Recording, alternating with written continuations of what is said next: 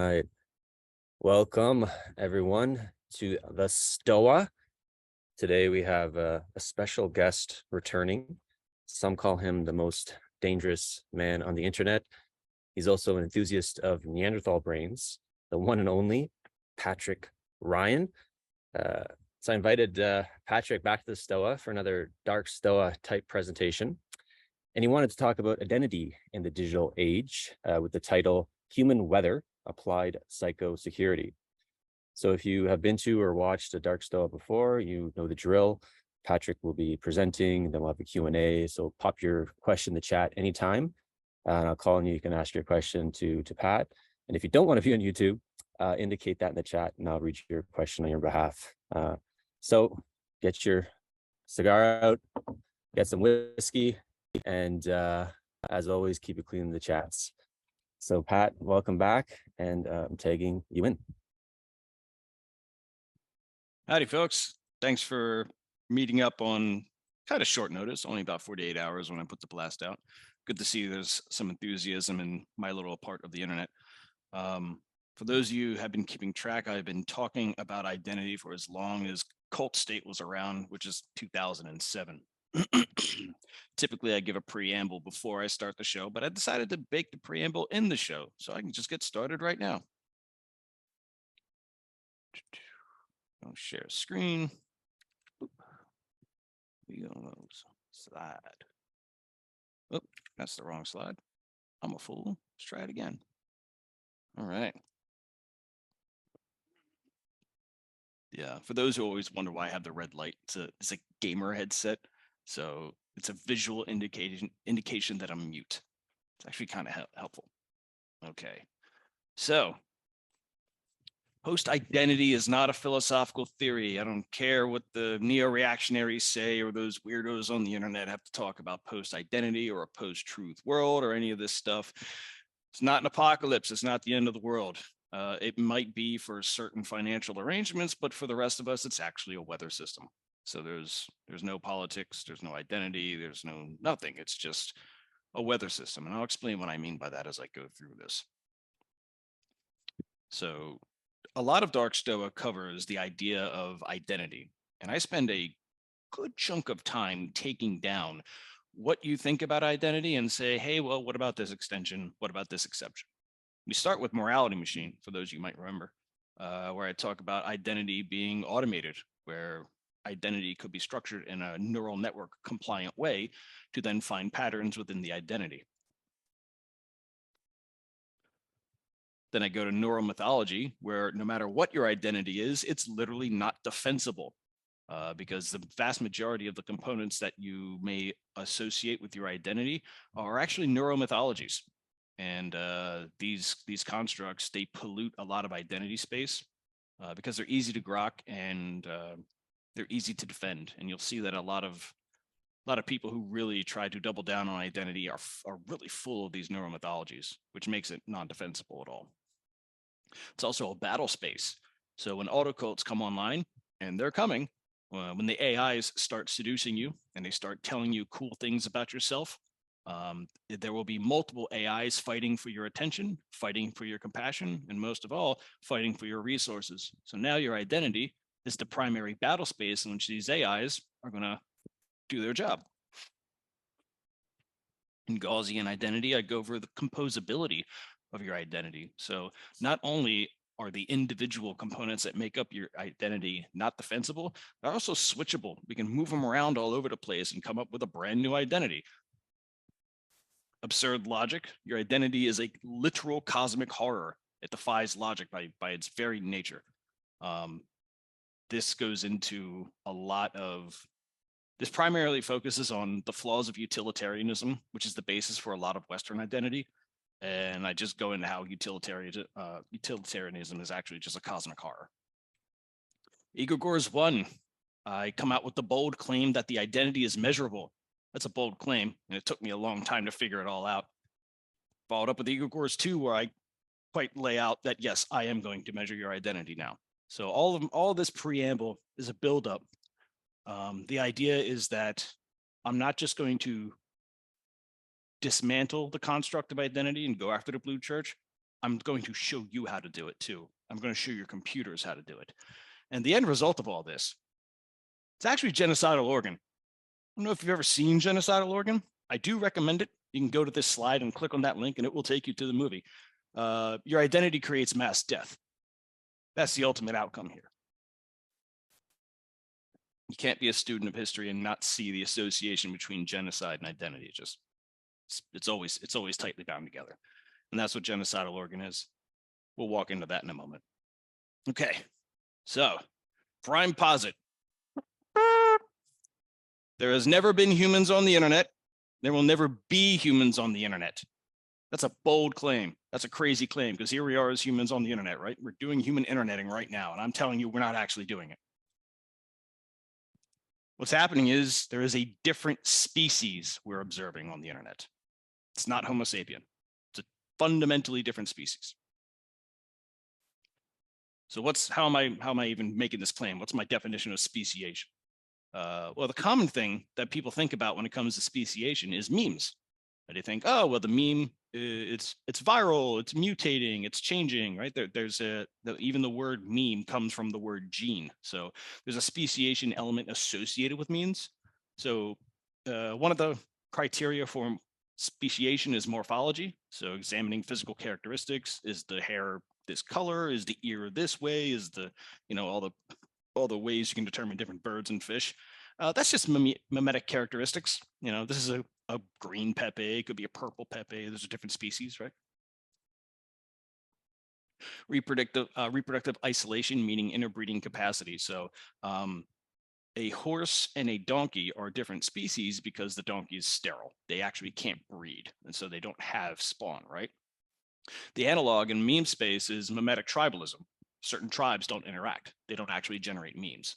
So that tribal isolation is technically a species.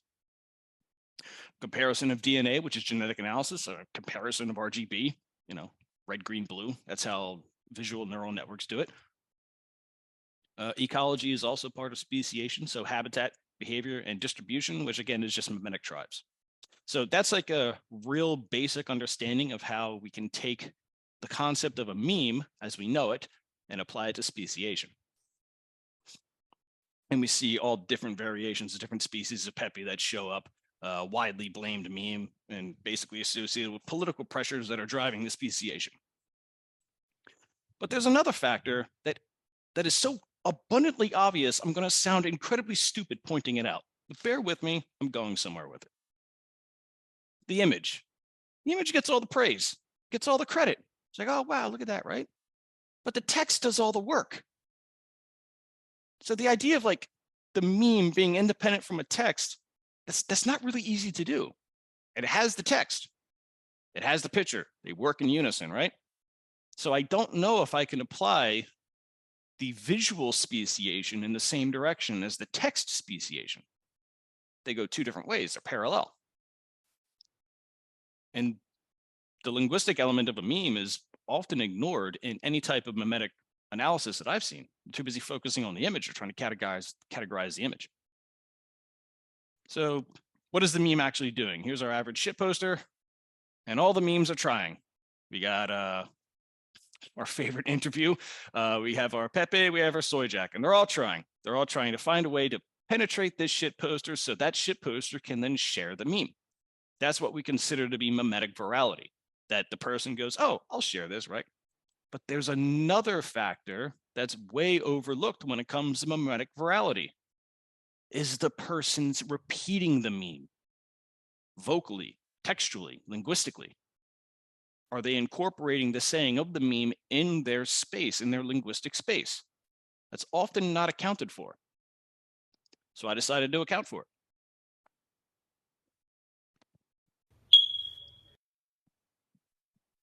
So this is Wakanda Transport Incorporated. You pick them, we ship them. This is the horrors of slavery, doing my best to make it lighthearted and probably not winning. And what happened? Picked up a lot of slaves, and those slaves came from many different regions with many different languages. So there was no universal African language. Every region, like every 200 miles, was a brand new language, right? So you pack all these people in a ship, you put them on a continent, they don't speak together. they don't have the same common tongue, which makes their capacity to organize impossible. And their new owners are not teaching them their language. So you have a linguistic holocaust that just took place. These people cannot coordinate. It is like, this is like a post-identity space. And so what happened when they had kids? Well, the children, so 1 second, the children, they didn't have a common tongue. They invented their own grammar system, right? They invented it from scratch. Now, some can argue that they were mimicking what the parents were doing from all the different tribes. That's not what they were doing. They were not simply mimicking. They were trying to build a linguistic basis, as all humans do, and then the kids got together and agreed upon grammatical principles. We know that as pidgin today. This is important because the idea is that humans have a grammar instinct. We will invent grammar even when denied the capacity, even when denied all the social pressures of linguistics, linguistics are often associated to be a purely social concept. And a lot of sociology buys into that. Noam Chomsky buys into that. Even universalists buy into that. But this experience shows you that there is a hard biological component to grammar formation. And it's instinctual. That's a really important takeaway, especially when we're talking about the linguistic component of memes. So let's talk about a linguistic home base. English has over 1 million words. The average person speaks about 20,000 of those words. The word cell nerds like myself, we speak around 80,000 words. And you can occasionally get up to 100,000. It's not often. And even with that wide base of words that we use, we have a home base, meaning we have certain words that we like to use over and over and over again. Now, I don't mean words like the and a and then and that. Those are called stop words. We eliminate the stop words. We talk about the go words, which is the opposite of a stop word. We talk about words that are talking about something or meaningful or whatever. So you might have seen this concept. It's called a word cloud. You'll see like the bigger the text is, the more frequently that word appears in a body of text. The smaller it is, the less frequency. That's a word cloud, but that's actually a home base. That's a linguistic home base.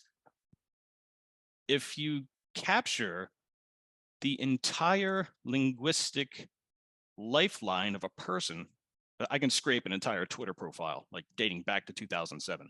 So if I scrape all the words a person has ever said on Twitter, and I do this linguistic home base analysis, not only can I build these pretty pictures, I can take these words, put a number next to it, and that number is how many times that word was said. And then I go to ChatGPT and I put in this prompt, and then I paste these words. And it will tell me the personality, the interests, the fears, and the hopes of that person, just based on a linguistic home base. Now, Facebook needed to do this with clicks. They needed to go, well, this person liked this, so that's a strong indication they might like this. They had to like funnel you through UX tricks. Bro, I am doing it with linguistics alone. I am doing this. Like, you can't stop me. I'm doing this, right? So the critical takeaway is the people say that the AI can never emulate the human soul. Wow, AI art's so good. Wow. ChatGPT can see your soul, and this is like version 1. What the fuck do you think 10 years from now is going to look like? It's over.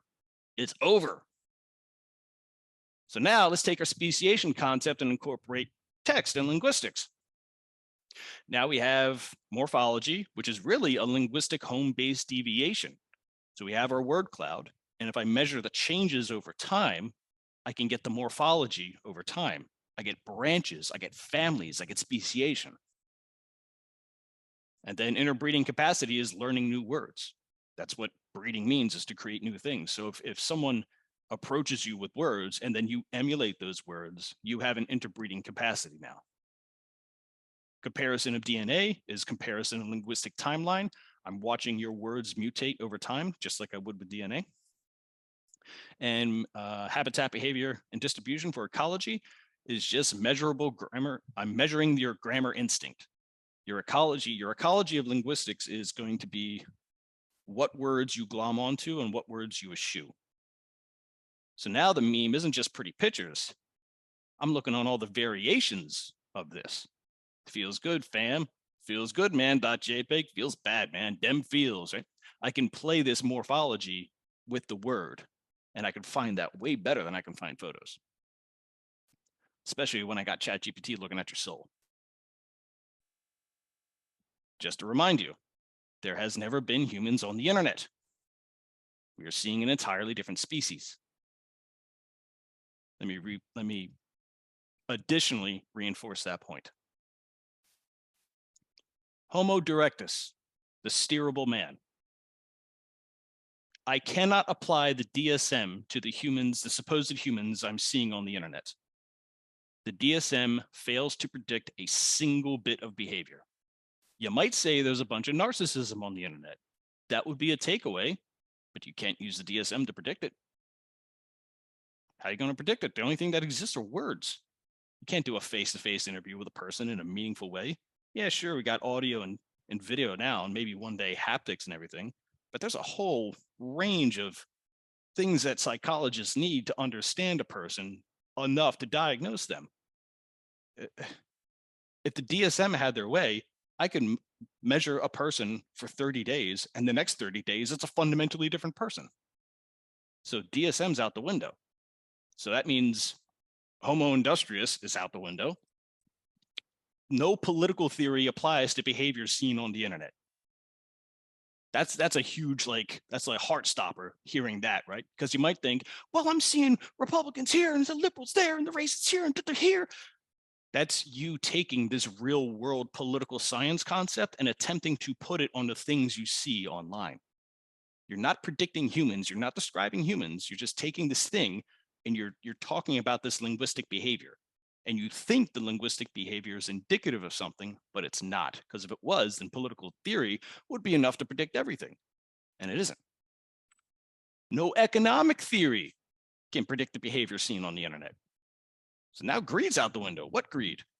The only greed we could possibly see is attention economics. People want to be attention. They're in this attention thing. But is that human nature, or is that humans interacting with the limitations of the UX, the intentional design of social media?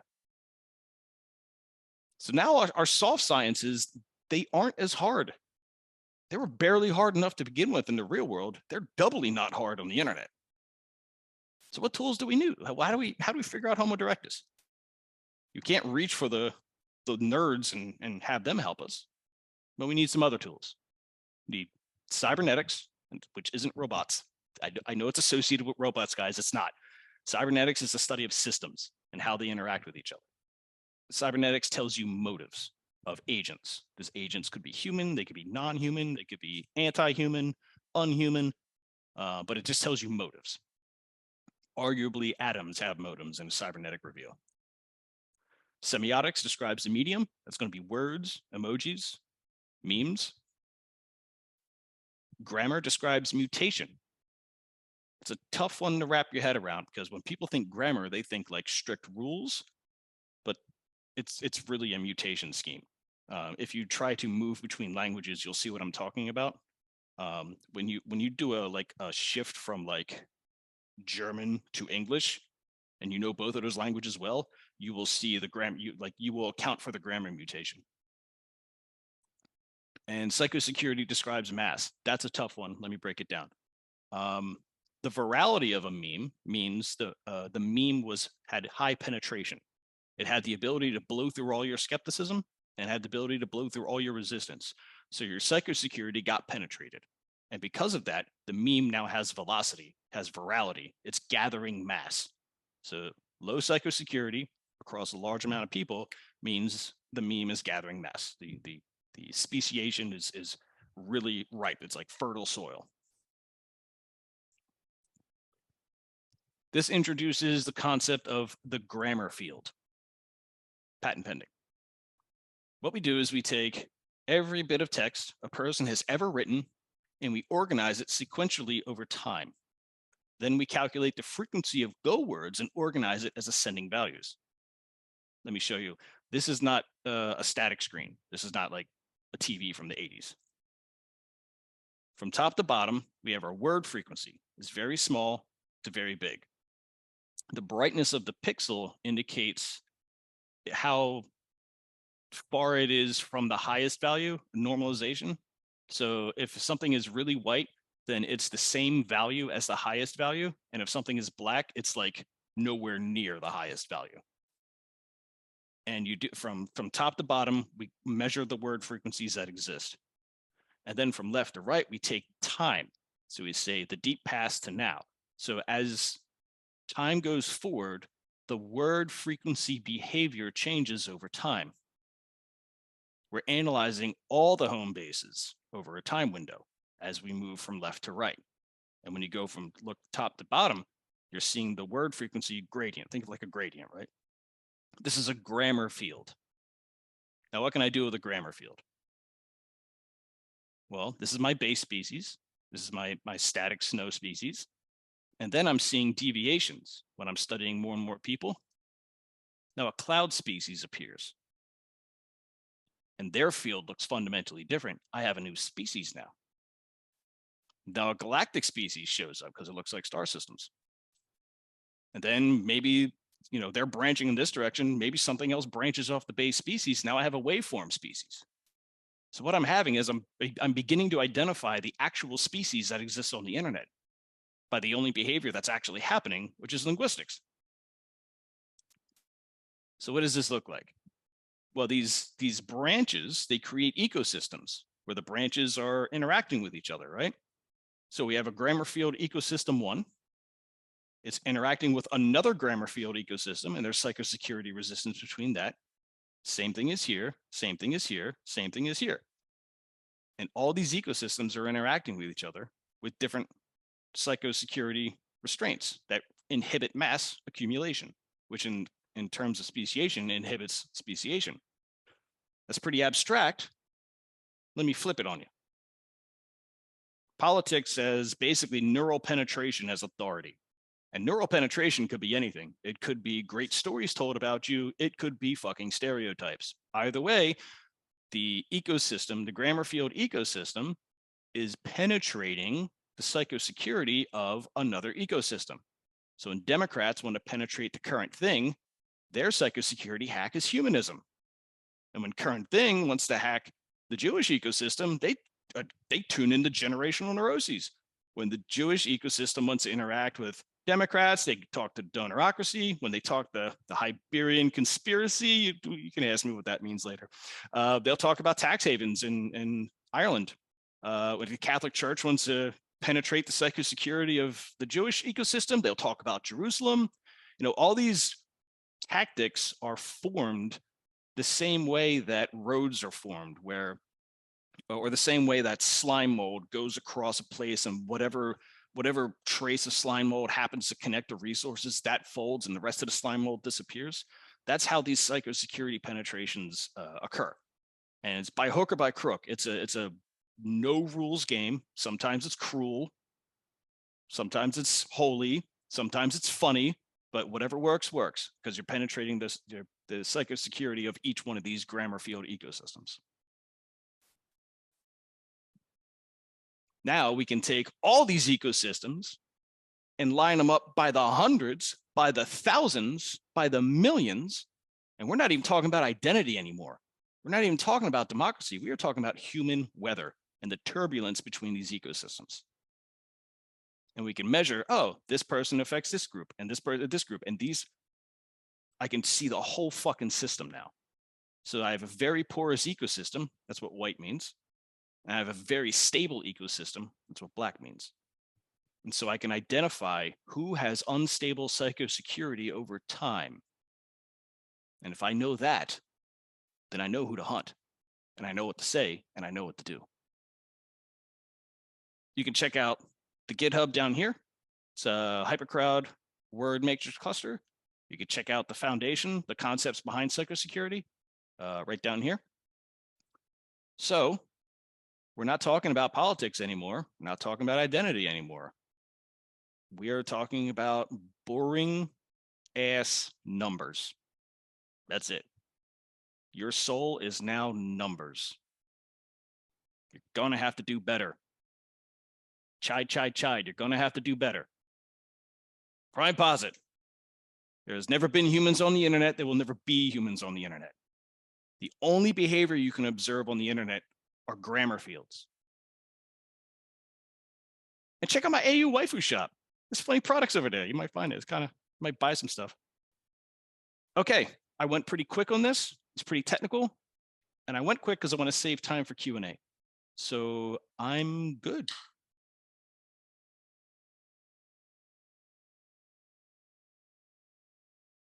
All right. If anyone has any questions, pop your hand, emoji hand up, or you can put your question in the chat. I'll call on you. And I'll warm Pat with a few questions.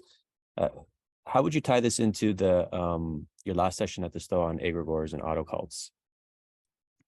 So egregores and autocults. Egregores, we're talking about I want to say an alchemical concept of how a zeitgeist can be possessed together. That's kind of like the 1600s, like lazy definition of it. Autocults is talking about how AIs treat our identity as a battle space and fight for resources. And swarms was a John Robb concept where he was talking about identity tribes and mimetic tribes organizing and breaking apart and dissolving and composing themselves to do whatever the swarm does. And so we had three different perspectives of what we believed was the same thing, just using different words coming from different tribes and different perspectives. I decided to throw a wrench in the mix and said I can measure it.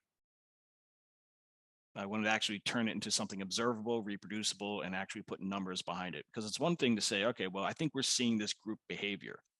But in the process of measuring it, the other two attempts, including autocults, still believed in humans existing.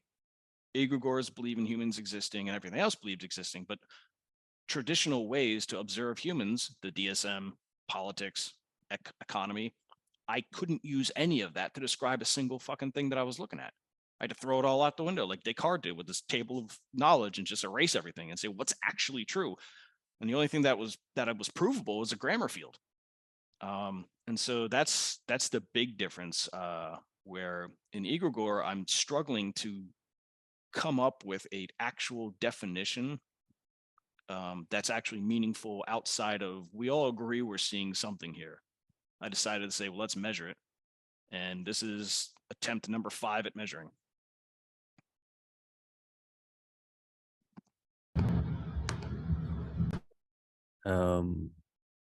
So if you have questions, pop in this chat. Skylar J, you had a question. If you want to pop off mute. And if you want me to read your question on your behalf, just let me know.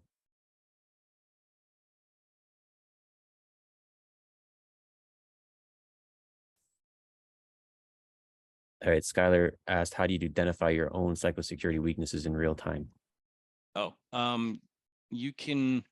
we need the numbers, unfortunately. So you need to scrape all your tweets that you've ever said, and then you need to compare it in relation to all the other grammar species that exist.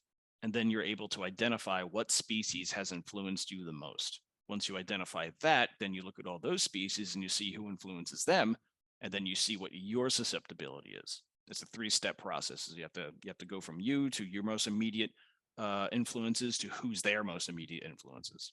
So it's layer 1, layer 2, layer 3. Once you identify the third layer influences, that's what you're actually weak to, because they're going to work your influence and their influence is going to work you. And you'll know this because your language is going to change. You're going to incorporate new words, new concepts. The only way to know that a meme works is if somebody repeats the language, the word. Otherwise, if everybody just shared memes, we would have no genuine we would have no confirmation that it was an actual influence activity going on, because bots exist on the internet too. They share memes all the time, but it's not influencing them. So there's no guarantee that it's influencing us. The only way we know it's influencing other humans is that their language is changing. All right. Wharton Smith, you got a question? And everyone has like one follow-up question as well. So if you want to unmute yourself.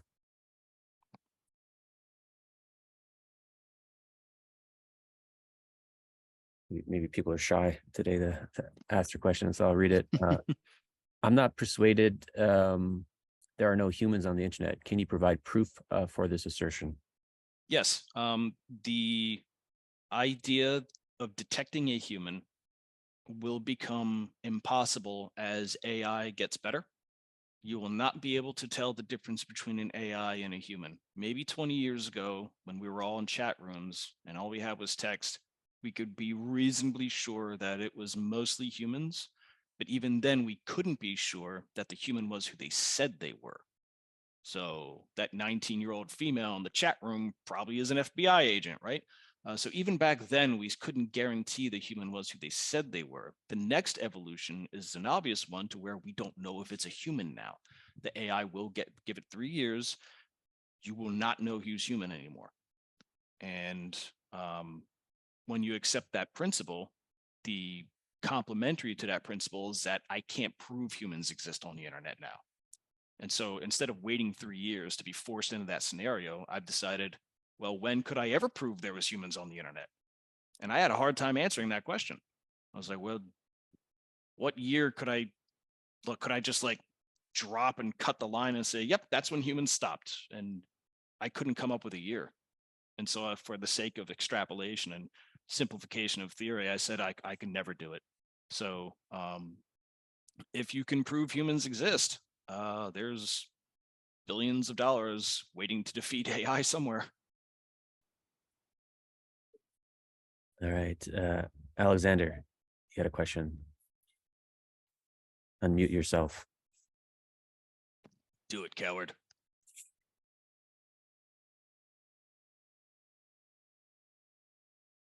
All right. I'll read Alexander's question.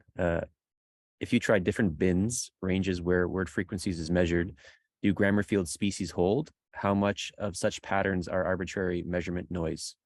Right. So I use a heavy normalization in my approach. Sorry for the technical jargon for those who don't know. I normalize against the highest cluster and I normalize against the highest time. The reason I do the normalization is so I can make all of these grammar fields neural network compliant, because that's going to allow me to really go find patterns in ways that are like ultra minute. You could cut the time dimension as you see fit. You don't need to have a universal capture. You can do every 30 days, every 15 days. You can capture for like Cyber Friday, capture for Election Day. You can capture each individual day and do your analysis. It's really up to you to figure out what your, I guess, your statistical power should be, I suppose. It's going to be up to you to find that pattern primarily. So does it hold over time? The speciation, if you can have scenarios where there's a clear species deviation and then they return back to a home base, that can happen too. So there's a lot of wild outcomes that can happen with grammar fields. All right. Khalil, I know you yourself. There you go. Hey, Pat. This is really thought provoking. Thanks. I guess you kind of answered the question already, and maybe it's not the smartest question, but so you can measure these. What are you choosing to call these organisms? Is it egregores? These are grammar fields. Grammar fields? No, but the grammar field is the whole thing, right? Mm-hmm. Not just the cluster. So what do you Yeah, call it? yeah. The grammar field can be a cluster of words spoken over an arbitrary amount of time. Okay, Yeah. okay. So if you can measure these using numbers, is it Mhm. possible to kind of come up with, or like try to investigate if there's laws by which these things emerge and persist and decay? Yeah. That is possible. That should be possible if there are obvious. A couple things to rule out first. You need to know where the person lives and identify where the person lives is actually really important. Political cycles have a humongous influence on this stuff, and you will see that in their speciation. You will see that just to keep in mind, a human being can exist in multiple grammar field ecosystems at the same time. So one person can have this language behavior, and when it comes Friday, he has a fundamentally different language behavior. That's completely within the realm of possibility. Because it's already neural network compliant, there's a bunch of data science hack and fuckery you can do to identify additional posits you can make and say, okay, well, the velocity under these conditions looks like this under this state and blah, blah, blah. So you can definitely do that. You have total flexibility of the average data scientist kit to go and find those patterns. Yes. Now I would propose that an egregore, I don't know if an egregore qualifies as a grammar strictly as like a grammar field species. An egregore can be in multiple grammar field species at the same time. That's very possible too, including grammar field species that aren't directly related. So unlike Charles Darwin evolution, where direct lineage is a pretty strong indicator of gene flow, in this space, two species that do not even have a common ancestor can influence each other. That's great. And so, just one follow-up question. So think about it like that. The egregore is like a hyper object almost, and these patterns kind of could sometimes keep each other alive in a sense.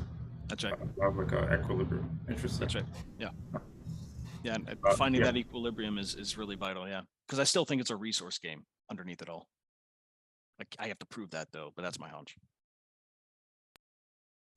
All right, I'm going to read a Cookie Crumbs question. Sorry, but could you explain what the colors on the word frequency graph mean again? TV static thingy. I didn't quite understand how it is meant to be interpreted. Thanks. Sure. So if normalization means if you have like a grid of numbers on a spreadsheet, normalization basically means we take the highest value and then we give the percentage of how far each cell is from that highest value. So if the highest value in your grid is 100, then every number is put in it, instead of that number being shown, its percentage difference relationship to that highest value is shown instead. And if you take that percentage as a brightness vector, then if you have 100% brightness, it's white. If you have 0% brightness, it's dark.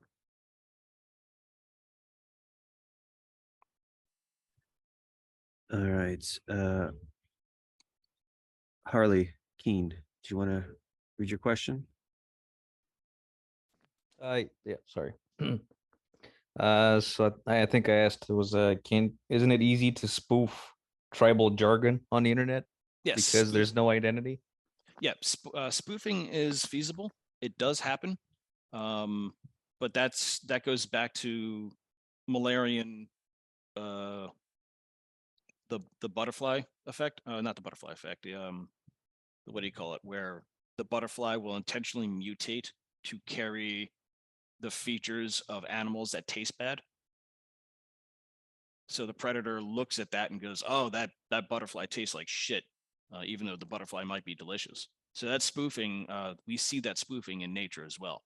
There's plenty of butterflies that look like snakes. A lot of creatures look like other creatures. So because that shows up in nature, you're definitely going to see it here too. And I suspect that linguistic camouflage is also valid competitive resource pressure that's actually going on. It's very feasible that identity and all the morphology of linguistics, it's very feasible that identity as we see it is a camouflage activity. It's very possible. A follow-up question to that then would be, what would be a good design for a cryptolect then, a encryption language, I guess you would say, like a grammar field that would encrypt your intent? Each field demonstrates a different behavior. If you took a AES 256 approach and you decided to make sure that you had an equal distribution of all possible values, So you couldn't do, like a balanced analysis and an unweighted analysis, right?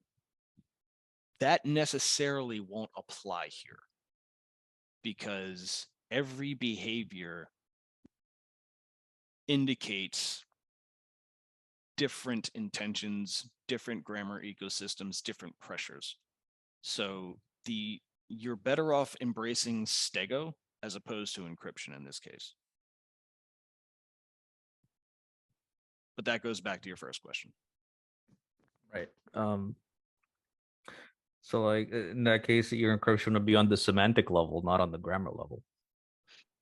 In this case, I don't actually measure the words, and I don't care what words are actually being said. I don't do a semantic analysis. I don't do any semantic analysis at all. This is purely word frequency distribution. Yeah, that's it. That's it. Right. Yep. All right. Ansley, you had a question. Sorry, had to find that unmute. So I was wondering about if you could say something about whether or not this assumes a closed system, like so in terms of influence between two I don't know what you call them, so entities if they're not people, but between two entities with these psychosecurities, like what about external influences? Like are you not assuming like a closed system? If I assume that the only entities in this space are grammar fields and they have the capacity to add vibrations to each other's fields by their own presence and their own mass, then I could assume an ever expanding system and still get the same results. Because even if there's a non-grammar field entity influencing grammar fields, I should be able to infer it from the rest of the grammar fields. So if there's like a dark energy in this universe, I'll be able to detect it. Yeah, I guess my question is like, how do you sort of go about teasing out the sort of the causal or corollary like influence there? Yeah. Causal is going to be determined by your time sample. So understanding the evolution, the morphology of someone's linguistic home base over time, that can give you pretty easy causal comprehension. Excuse me. Because word frequencies based on whatever your interval is. They might be random. They might be weighted. They might be language weighted, perhaps. They might be culture weighted.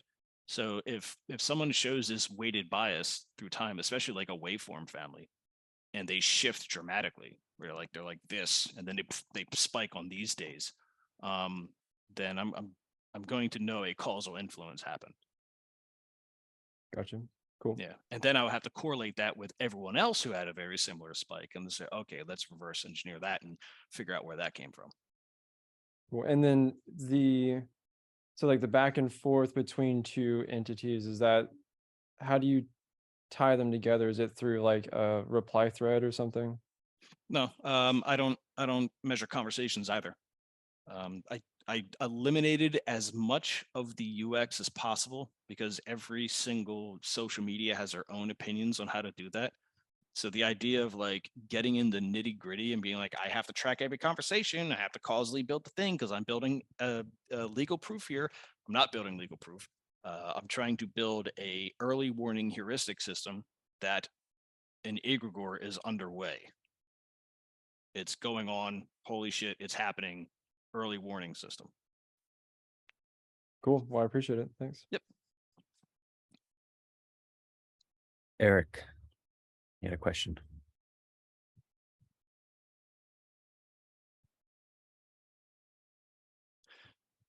All right.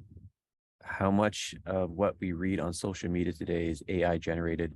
Won't our personal AIs help us identify who is and is not human? Two questions. First question. From the ad side, the ad brokers, 40% of the clicks that they pay out are bots.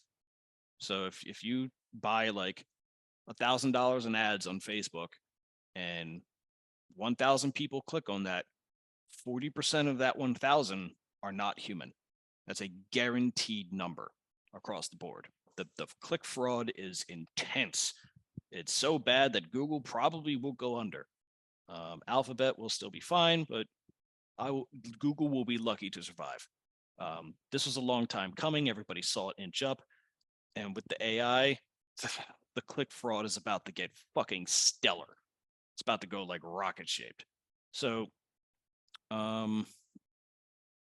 regarding content that's generated by AI, we can assume a non-zero amount, and we can assume probably at very minimum, a linear increase over time. It's probably going to be higher than that because the tools that generate this stuff is going to get better and better, and the quality it generates is going to get better and better. So to answer the question, I don't have a hard number on how much is generated, but it does play the influence game. Remember, even an LLM, its language usage still has a home base. It still has a linguistic home base, even the LLM. So won't our personal AIs help identify who is and who is not human? Maybe. If we're talking personal AIs, now we're talking finances, where maybe I have more money and my personal AI is higher quality than yours. My AI might determine with higher fidelity every one of my interactions. I might even have a scoreboard where 60% of the things you dealt with online were human and the rest were not. And then this question was undetectable, right? But even if you know that, even if you knew the hard numbers that, like, I only dealt with 50% humans today, are you just going to willfully erase 50% of the new things you've learned? Which 50%?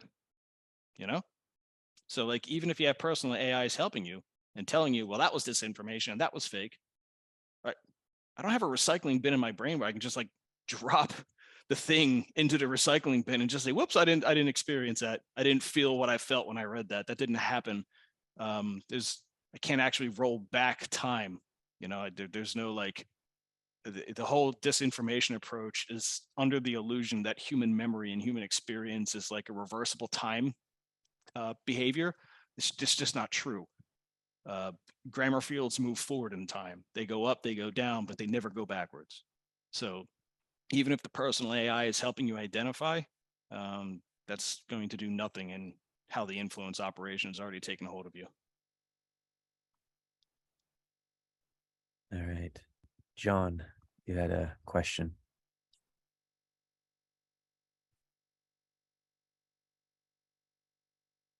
Yeah, my question was, it seems like that the relationship with keywords, and if you put into this how it influences different grammar species, with the fact that propaganda is a part of advertising, it seems like you're setting up how you would interact with other people on the internet. You're setting up the field to make it a circular way of getting people to do what you want. So there are Go ahead. It's the grammar field is not an influence agent by itself. The grammar field receives influence attempts and it responds to those influence attempts. And with enough of these fields, I could identify, okay, something happened here. Then we can reverse engineer it. And then you could probably figure out, okay, what was the actual sign of attack? This is like a secondary observer approach. That you then identify where in the real net, where in that conversation thread, where in that you do the forensic follow-up and you say, okay, this was the moment when the egregore was born, and this was when it was at its peak, and this is when it was at its very least. So you can put a life cycle on it. Now, in terms of, I haven't even gotten into the worst part of this. Let's see if I can simulate this. Okay. Genocide Oregon, keep that in mind. What does the world look like when you only have 2 words to describe it? Meaning you have a grammar of 2. You don't have 20,000. You don't have 40,000. You have 2, right? You only have 2 words to define all of reality. It's going to look like love and hate. That's it. A very minimum, like, counterfactual dependency can be established with a very ruthless binary, right? But because the grammar is so simple, everybody can get involved on it. everybody can use the love-hate grammar. So you have mass adoption of this very tiny grammar space. And because of mass adoption, you get social friction. Because the love and the hate, that's not definitive enough. There's still a social pressure going on. People then start inventing ways to use the love-hate to create social conflict. There's social friction. You try to drive to grammar zero, it's just violence. It's social violence that happens. And people escape the violence by going high grammar. How do I know that? You ever meet a person with 100,000 grammar? That motherfucker's alone. He is getting no pussy. Nobody's talking to him. It's over, right? It's done for that dude. He's out. But if he reduces his grammar, he's more accessible. But if he reduces it too far, now you're in the social violence space. So grammar size plays a role in all this too. So it's not just the egregores that are going on. It's not just propaganda. It's also how we humans interact with sociolinguistics. And I guess my follow-up to that would be, I had an earlier question too, that like Marshall McLuhan was like the medium. Because we're interacting on the internet, it's almost like we're forcing ourselves down into the medium, the limits of what it can convey. And so it's almost like it's changing us because of the interaction with the machine. And because that's our main, where the world is going is that this is our main form of communication. We're almost limiting ourselves to, well, we're limiting our, well, like you say, communication is a what, 80, 90% nonverbal. And so because we're limited to the words on the internet, we're kind of limiting ourselves in communication. Right. That's right. And what's going to happen is instead of expanding the medium, that's a UX nightmare. Trying to like make Twitter account for like psychic premonition is going to be fucking impossible. So what's going to happen is these AIs are going to take this limited linguistic space and make it even more magical without changing the UX at all. You won't even need to change the UX. You won't even need to integrate haptics or like neural stims or whatever the fuck. The AIs will take that linguistic limitation and work with it and maximize it the same way books did. And so as a result, the medium is the message, but with that facilitator, the medium is no longer social media or the internet. The medium is this grammar field. It's you, it's your brain. I should say it's how you are responding to the linguistic influences and all the shit that's surrounding you. So in the end, the ideal social media experience is where the human brain is the medium, because that's kind of like the natural medium for us, is just talking to each other in real meat space. But we use technological hijacks to get to that place without actually building the bridge correctly to do so. And AI is one of those things that's going to do it.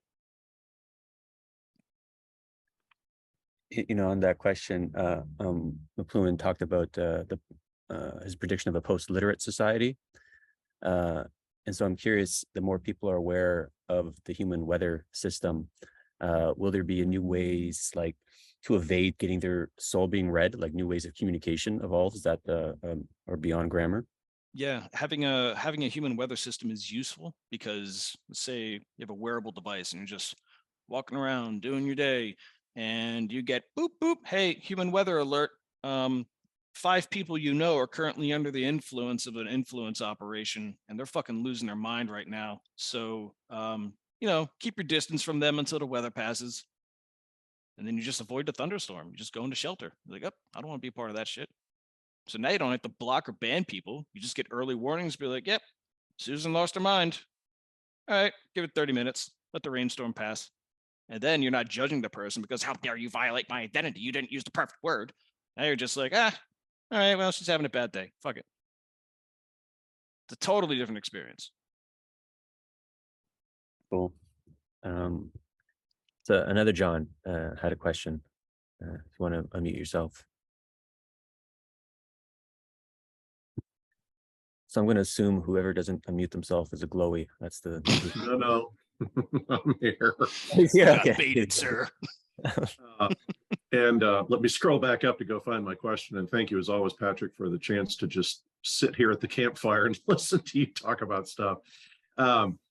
My question was a bit simplistic, probably, but it was, to what degree is this environment that you're describing? And I use the word controlled loosely, but to what degree is everyone from the US intelligence community to Silicon Valley trying to either weaponize or leverage this environment to their own ends? 100%. Next question.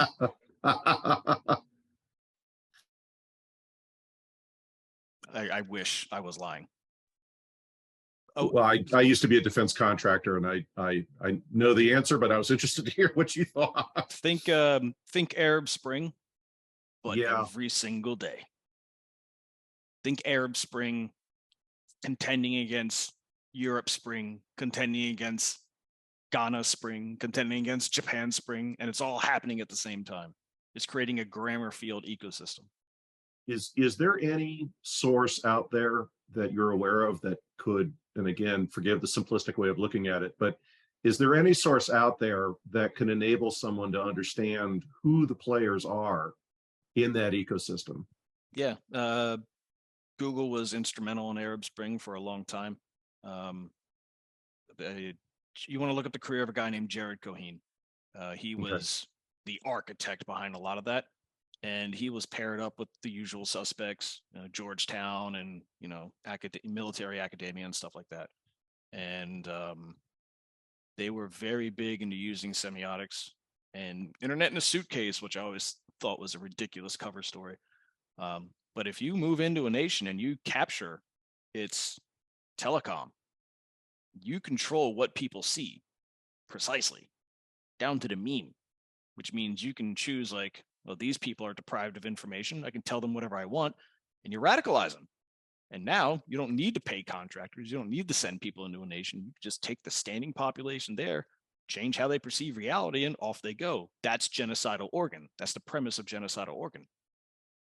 But all of that is based on grammar manipulation, not meme manipulation. That's what people got wrong. People don't kill themselves over memes. People have spent centuries killing themselves over words. So words are much more lethal. Thank you. Yep. All right, Jordan, you had a question. Hey, what's up, Pat? What's up, man? So thinking about these word clouds you're talking about, usually words have some kind of point of reference with reality, some ability to communicate with real people.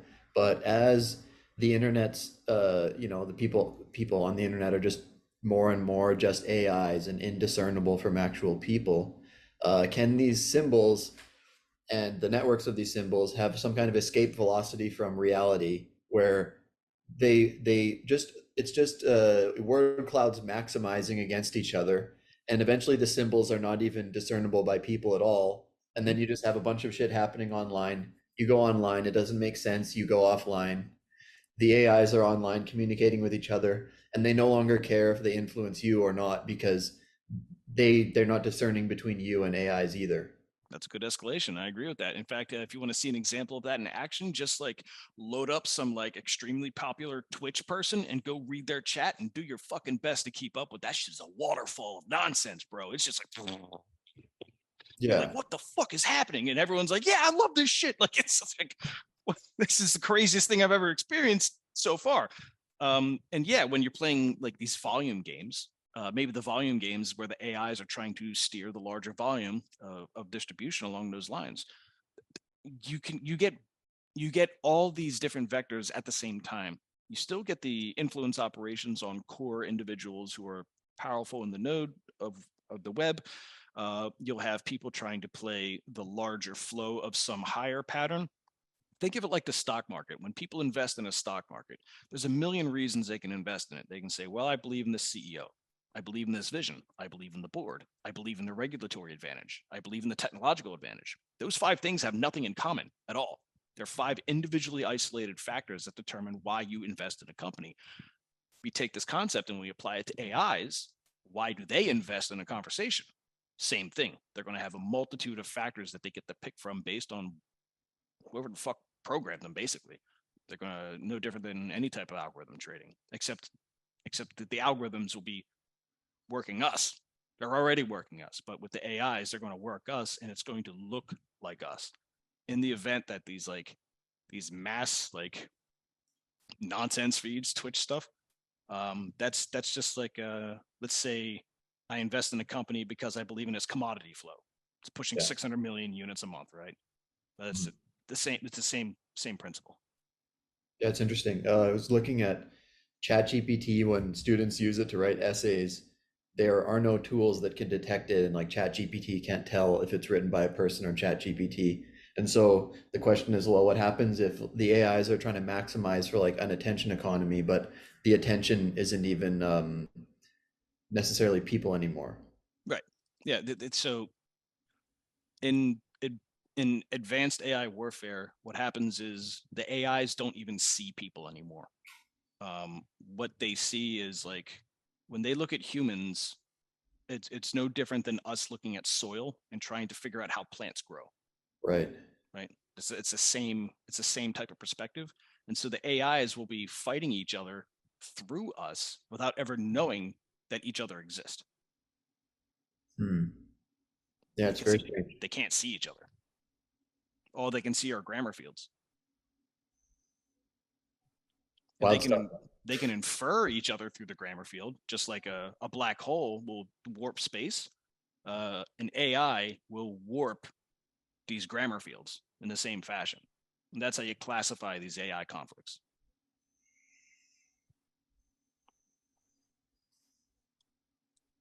All right. Thanks, Jordan.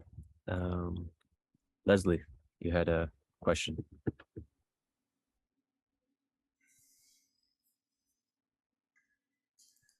you unmute yourself? Chloe, all right.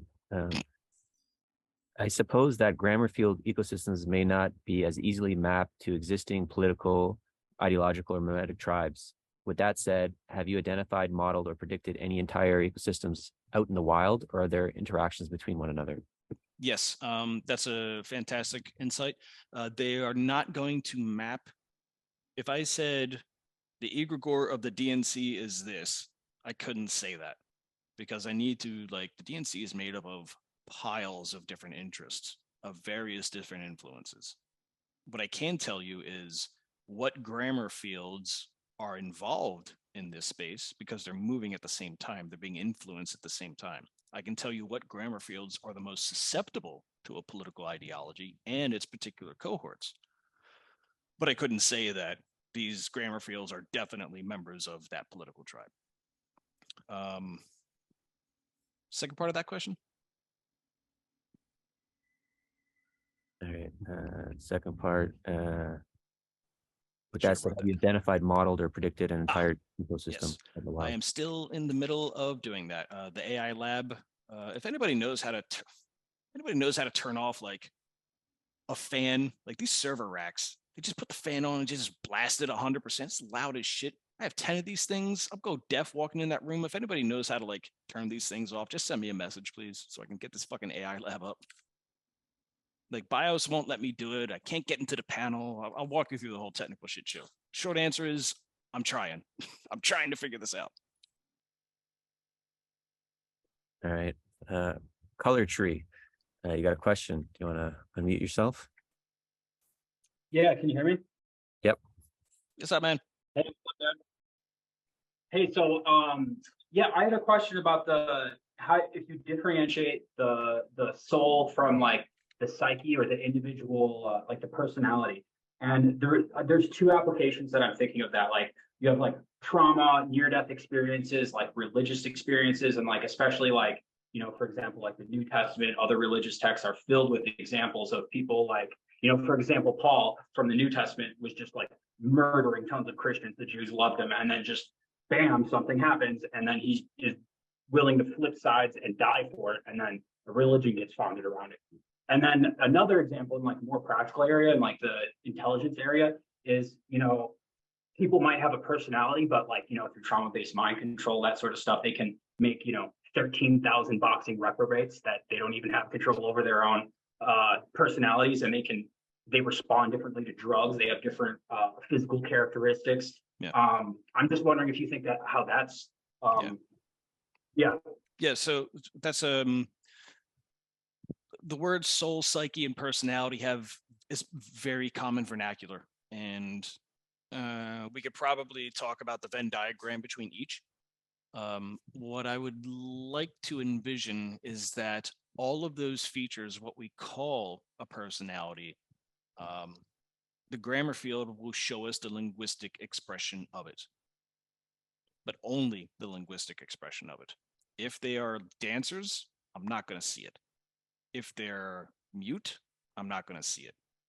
So there is a bold assumption being made as the underlying premise here is that linguistic behavior is not the truth of the human, because humans can deceive through words very easily. It's the cheapest thing they can do outside of saying nothing. And so claiming to understand their psyche and their personality and their soul in completion will be a difficult thing to do completely. The only thing I can say with certainty is that I can tell you the linguistic behavior associated with this particular moment in time, and I can tell you that this behavior is very similar to all these behaviors who also got hit at this moment in time. Now, traditionally people search for this by doing keyword matching. I'm not doing keyword matching. Keyword matching is a fucking mess because then you have to do sentiment analysis, and sentiment analysis is a fucking mess. And I've had access to those systems. I am not impressed. So I decided to change the metrics up entirely and just focus on word frequency distribution and drift between it. So the word frequency, that's ultimately like, binary ASCII data, right? That's getting in terms of the AIs, right? So do you think like over time people would be trying to change their expression, like you had mentioned at the beginning, people using images and separating out the image from the text, but then also kind of comparing them, that they're different entities, but they have a synergy. Do you see like a chase towards like trying to convert like image RGB data back into like ASCII or some sort of interpretable way so that the AIs can keep up on well, not necessarily the AIs, but so you can continue to predict? A lot of that is we're going to see a massive explosion of text analysis. This is why I doubled down on text analysis and not the fancy shit. Because what do people study videos for? The transcripts. What are people reading memes for? The language that's being used. So what are people mining podcasts for? Again, the transcripts. So all the data that humans are generating from now until the next 5 years is going to be a massive explosion of text data. Massive. And so I'm trying to get this tool in place so I can, before you had to like study a video, it had to have a proprietary system, you had to have all these things and expensive subscriptions, blah, blah, blah, blah, blah. Now this shit is cheap. It's all out the box. We can all do text analysis now. So the text analysis is really like, it seems so ancient. People were doing this shit in the 80s, and it's true, they were.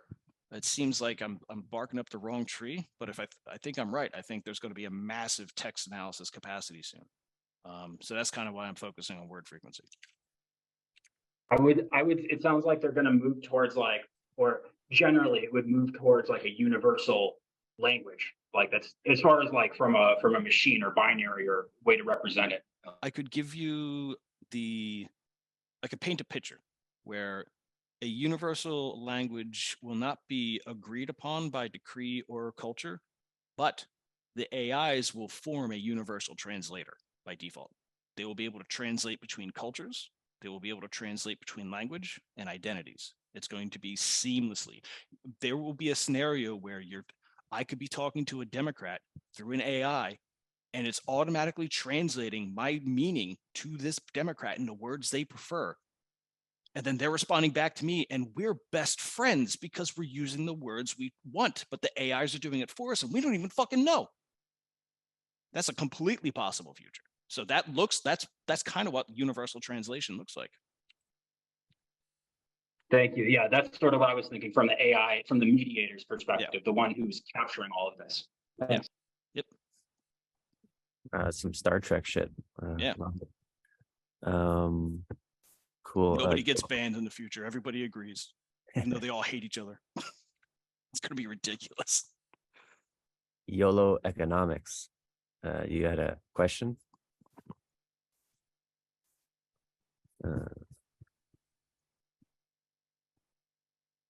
Okay, I lost your question. The Metacaper, I know you had a question. That was Yolo's question. Was grammar used to avert a genocidal organ type Yeah. following 2008? Yeah. Oh yeah, this is Zuccotti Park, man. Come on, I'll walk you through history, right?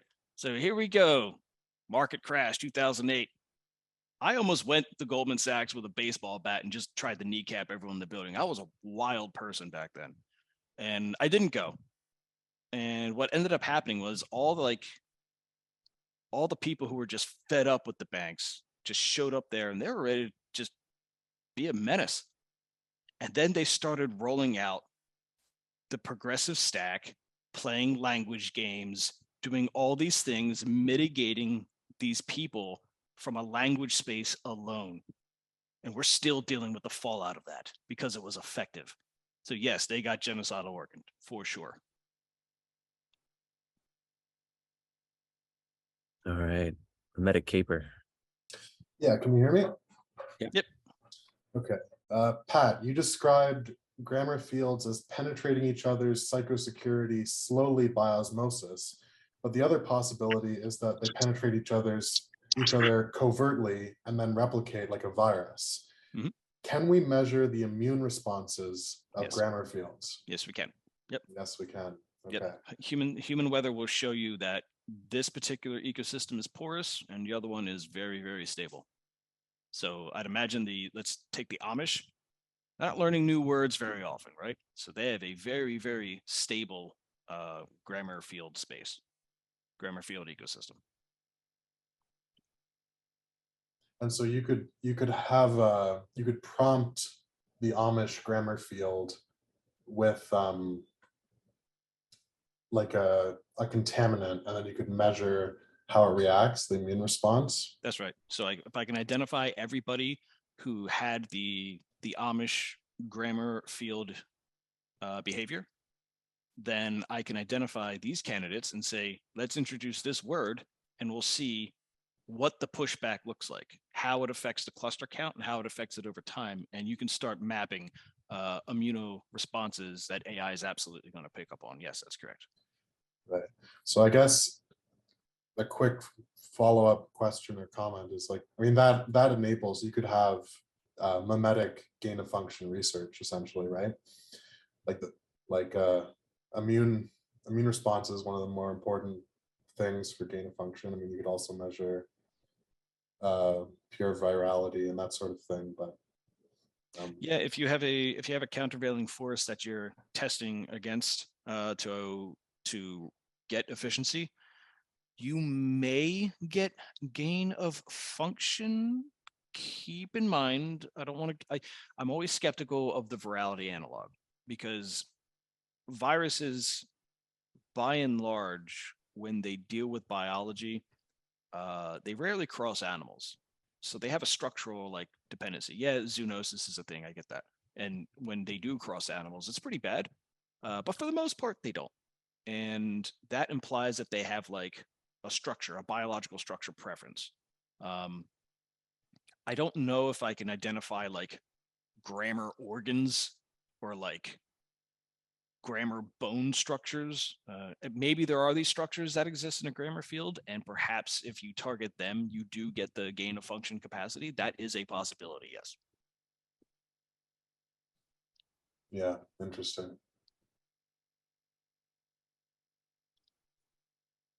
Wolby, you had a question.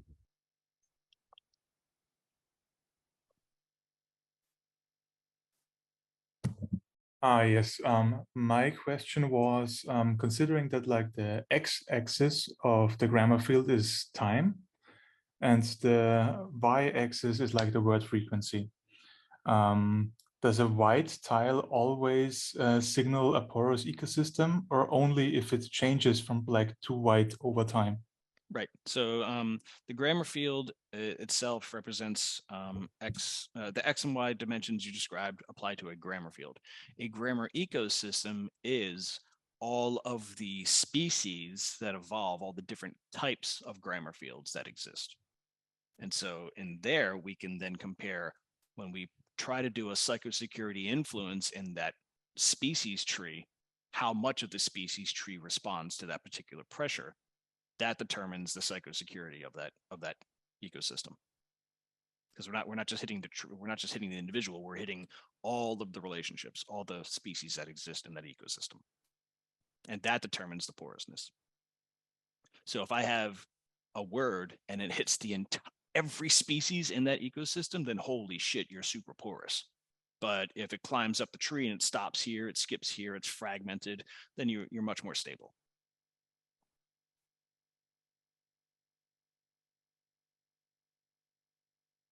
All right. I'm going to read Dag's question. Could you talk about some of the more unusual things you see with grammar fields? There's a lot of unusual shit. Bots have a unique signature. Bots really stand out under this type of analysis. The people who rapidly switch their grammar counts every day, they tend to be neurotic, or they tend to have ADHD. It's one of the two. People who don't talk a lot, they have a very unique signature. Lurkers, I can tell you different types of lurkers now. Like it's not just like they don't always not speak. Some of them will speak the same like word cluster over time. It'll be like a white line in one space, and you're like, what the fuck is that? If people start like drawing shapes in these fucking fields, I'm gonna lose it. But because that's like really precise. But there is a lot of unexplained behavior. I would say like 99% of the shit that I'm looking at right now is just like, okay, this is all, I can't anchor this to anything yet. I need more data. I need more time. So.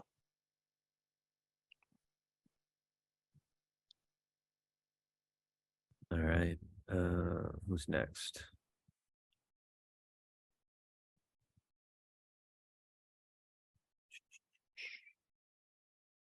It's good to see the chats clean. Yeah, right. Thank you, everyone, for that. A lot of good questions. That might be the last of the questions. Let's see.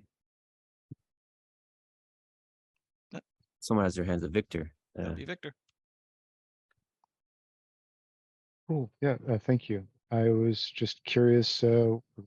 So these grammar field species, some are stable over time, some are changing, some are emergent.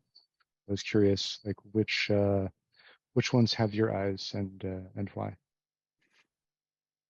From what I'm looking at, the grammar field of a person changes probably every hour, roughly. It's only when you step back far enough and you go, okay, they keep repeating this type of pattern.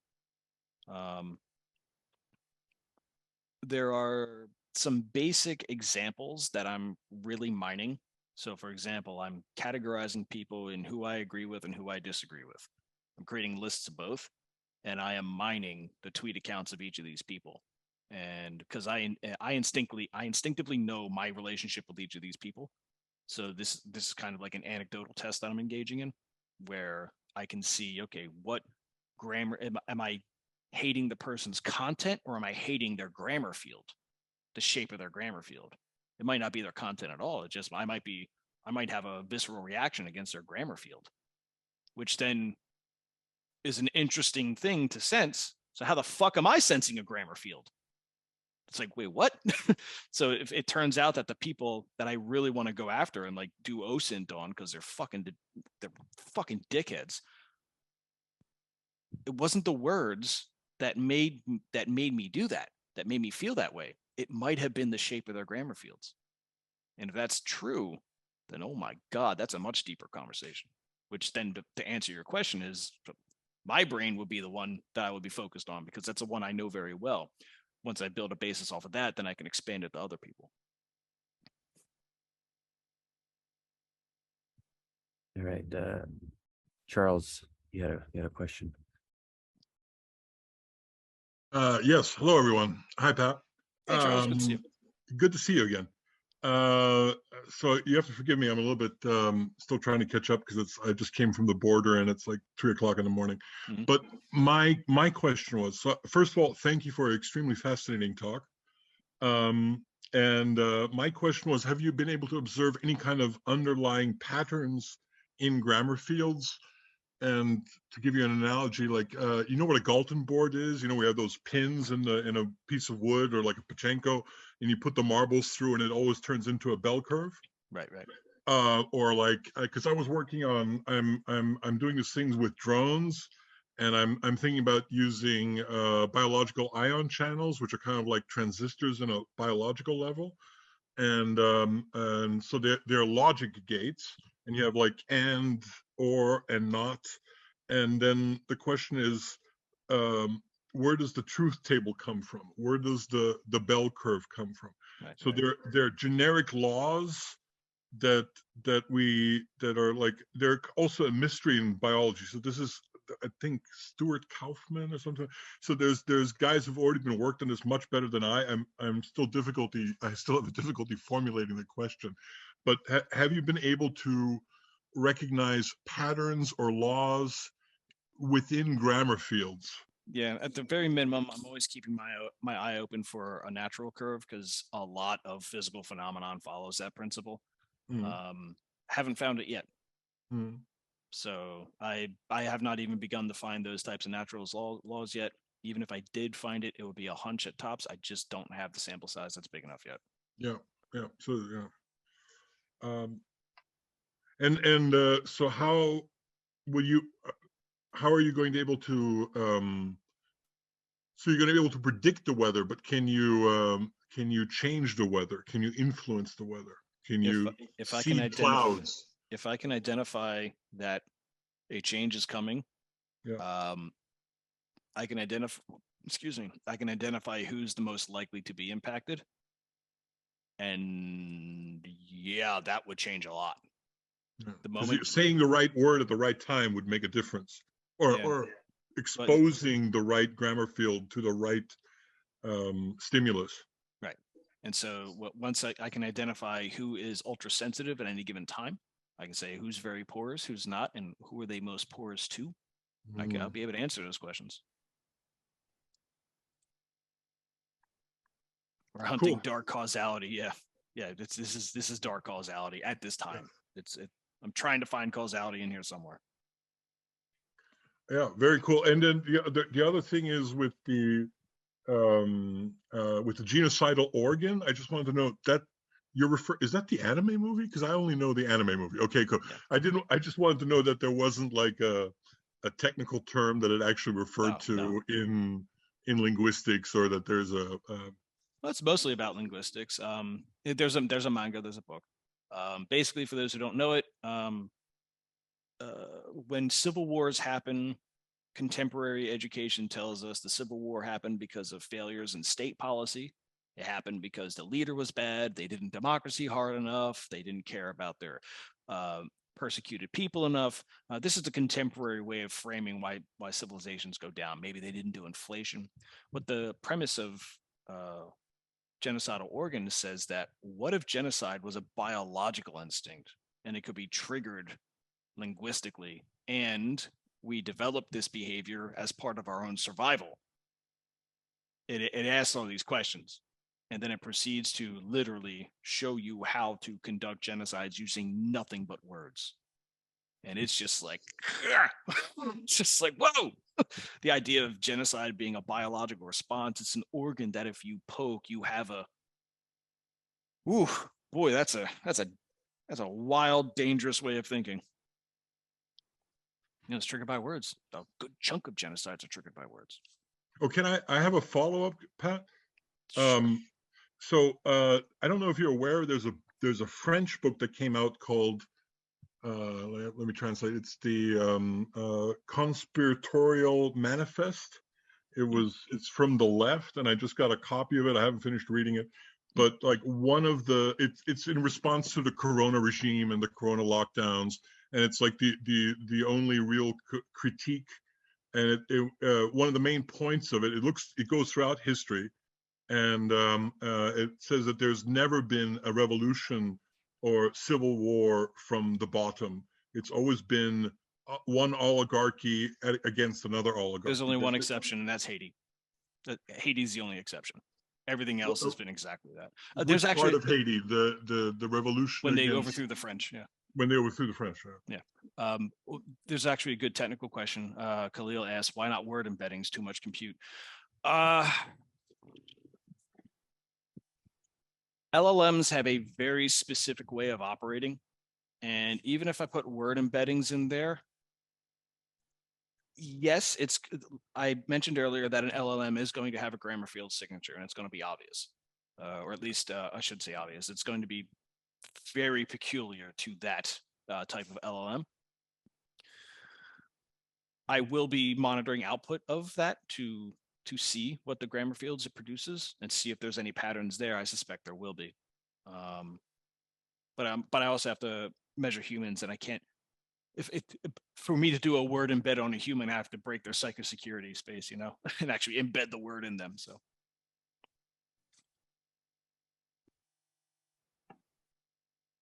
All right.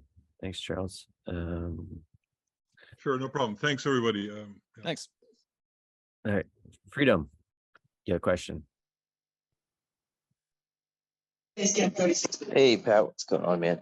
What's up, Hey, man? I had a question regarding, I guess the impact of things like, and I know this might not necessarily be easy to observe. I don't know if you've tried to observe this yet, but the impact of unplugging and taking breaks, right? Like if someone's constantly bombarded with, social media, they're on Twitter a lot, they're getting influenced from a bunch of different angles.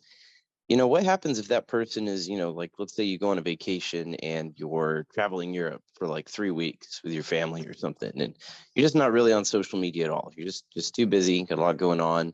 Maybe it's, a willful thing you do, maybe a Catholic who gives it up for Lent. A lot of scenarios where someone could just be too busy. Yep. How does that impact someone's grammar field? And I don't know, I guess I just kind of had the thought that, I don't know if it kind of recedes in potency, and then maybe the weakest influences, some of them might fade away, or what do you think about that? I suspect there'll be a signature. I can measure in 2 different time scopes. The first is absolute time, where if there's a gap, it's going to show up as an empty space. There's nothing to actually count there. I can also count normalized time, which means it's a continuous amount of data. I don't account for the gaps. There's reasons to do it both ways. Absolute time allows me to detect when changes are happening in an absolute space across time. That allows me to detect people who are having the same grammar field mutation. And then the nominal time, or the normalized time allows me to identify long trends that just eliminate time gaps at all. And that allows me to look at like large populations and try to see transitions between stuff where I don't necessarily need to map hard on their time. I just need to match shapes over time. And that's the benefit of both approaches there. I suspect when you back off of posting on the internet and being on Twitter or being on Facebook, and then you're around your family, well, now you're around their grammar fields. But they didn't take a break from social media. Only you did. So. Yeah, and I was thinking about that too, is how potent or what the difference in virality is, if you have a degree of separation, right? Like let's say I take a break from social media completely for like a couple weeks, but my wife still scrolls Facebook or does, whatever she wants to do, then I'm exposed to what she's seeing, although there is kind of a degree of separation, although there could also be differences with the family. But I guess linguistically, that's what I was kind of curious about is, maybe you can miss things, maybe you can, maybe you might miss things that are going on if those things happen, while you're out, and you might look, you might come back after a month and, see the grammar field of all your buddies in your group chat change. And then you're like, what the hell happened? Yeah. And we can account for that. The key part of your thought experiment is that while the family might be on social media and you're not, you're not posting something that I can measure. So now I have to measure your family instead and see if you're having an influence on them. So I can go both ways. Yeah, that's a really good point too. You know, if you're abstaining and maybe, you know, maybe you get a bit of a boost to your psychosecurity, you know, stability, whatever you want to call it. You know, how is that stability impacting the people that you engage with? Because, you know, every human is an influence in every other human, online or not. Yeah. I guess that's a good point. Yep. Every human's a speaker, every human's a microphone, but every speaker is a microphone and vice versa. Yeah. Huh. Well, that's it for me. Just kind of was thinking about that. Cool, man. All right. I'm going to read Skylar's question. How different would you expect a person's grammar field to be if you had access to personal journals, blogs, etc., that were never intended to be read by anyone else compared to public writing? What role does the Hawthorne effect play?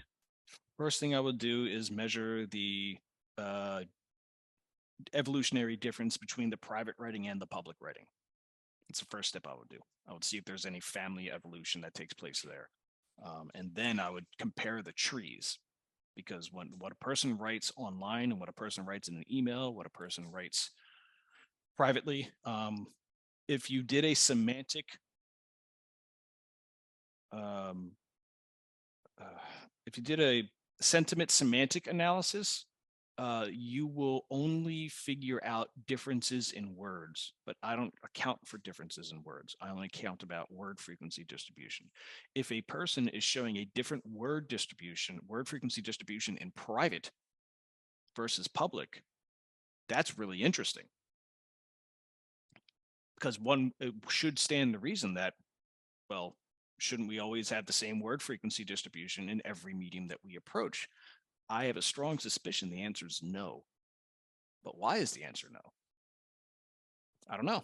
That's a fantastic question. If private stuff gets leaked, there are experiments I can run right now, because there are databases of DMs that get leaked from time to time, and you can just download them. And then I can look at their public profile, and I can actually do that comparison very soon.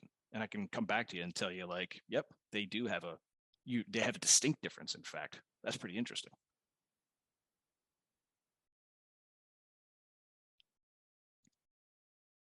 All right.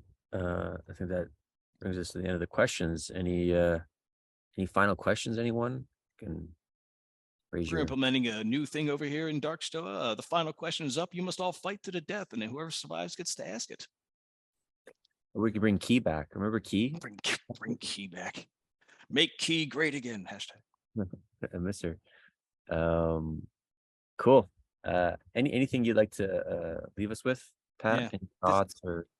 This is very open. This is very early theory. And thank you for being a sounding board as I'm working on this. I've been chipping away at this before ChatGPT got released, which definitely made people turn their head and go, "What the fuck is he doing?"